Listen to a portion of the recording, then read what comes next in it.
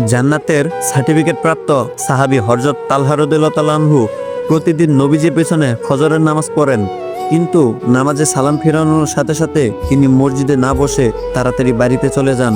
এভাবে কয়েকদিন চলার পর অন্যান্য সাহাবীরা এটা নিয়ে আলোচনা শুরু করলেন যে প্রতিদিন সালাম ফিরিয়েই তালহা রাদিয়াল্লাহু তাআলা আনহু চলে যান, অথচ নবীজি সাল্লাল্লাহু আলাইহি সাল্লাম ফজরের পর সূর্য উদয় না হওয়া পর্যন্ত মসজিদে বসে বয়ান করেন। অন্যান্য সব সাহাবীরা ও রাসূল সাল্লাল্লাহু আলাইহি সাল্লামের কাছে বসে থাকেন। এক পর্যায়ে এই কথা নবীজি সাল্লাল্লাহু আলাইহি সাল্লামের কানে পৌঁছালো। নবীজি সাহাবীদের বললেন, আগামীকাল ফজরের নামাজের শেষে তালহা যেন আমার সাথে দেখা করেন। পরের দিন নামাজে আসলে তালহাকে এই কথা জানিয়ে দেওয়া হলো। ফজরের নামাজ শেষে তালহা বসে আছেন নবীজির সাথে দেখা করার জন্য। এক পর্যায়ে নবীজি সাল্লাল্লাহু আলাইহি সাল্লাম তালহাকে ডাকলেন। নবীজি অতি মোলায়েম কণ্ঠে তালহাকে বললেন, তালহা, আমি কি তোমাকে কষ্ট দিয়েছি? আমি কি তোমার হক নষ্ট করেছি?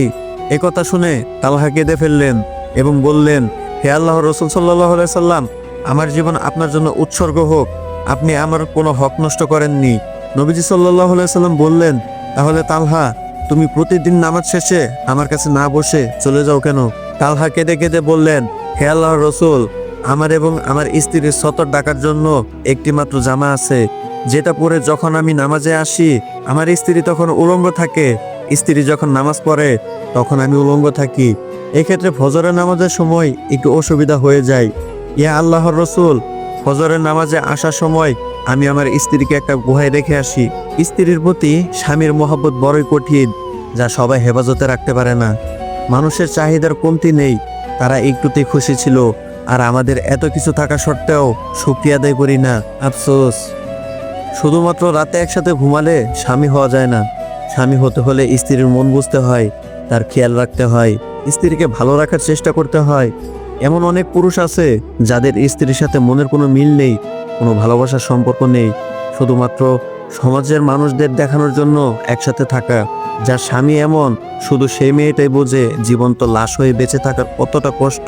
হাদিসটার প্রেমে পড়ে গেলাম, আর আমি তোমাদেরকে সৃষ্টি করেছি জোড়ায় জোড়ায়। সূরা নাবা আয়াত ৮। আপনাকে খুঁজতে হবে না, আল্লাহ আপনার জীবনসঙ্গী সময় মতন আপনার কাছে পৌঁছে দিবেন ইনশাআল্লাহ।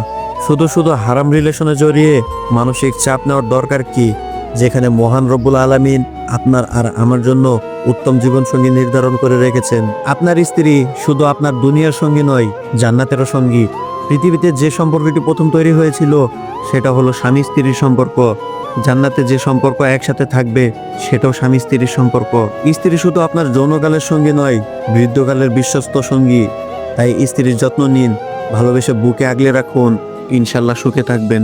মনে রাখবেন, প্রতিটি মেয়ের স্ত্রী হয়ে ওঠার পিছনে স্বামীর অবদান বেশি। একজন ভালো স্ত্রী হতে স্বামীর ভালোবাসার প্রয়োজন, একজন ভালো রাঁধুনি হতে স্বামীর প্রশংসার প্রয়োজন, একজন ভালো মা হতে স্বামীর সাহায্যের প্রয়োজন, একজন সফল নারী হতে স্বামীর অনুপ্রেরণার প্রয়োজন, একজন সুখী নারী হতে শুধু স্বামীর একটু যত্ন প্রয়োজন। প্রথম স্বামী চলে যাওয়ার পর স্ত্রী আবার দ্বিতীয় বিয়ে করলো। চলার পথে একদিন দ্বিতীয় স্বামী জিজ্ঞাসা করলো, আচ্ছা, তোমার প্রথম স্বামী চলে যাওয়ার কারণ কি ছিল? আমি তো তোমার মধ্যে কোনো খুঁত দেখি না। স্ত্রী মনে মনে ভাবতেছে, তোমাকে যতটা গুরুত্ব দেই তার অর্ধেক যদি প্রথম স্বামীকে দিতাম তাহলে দ্বিতীয় বিয়ে করতে হতো না।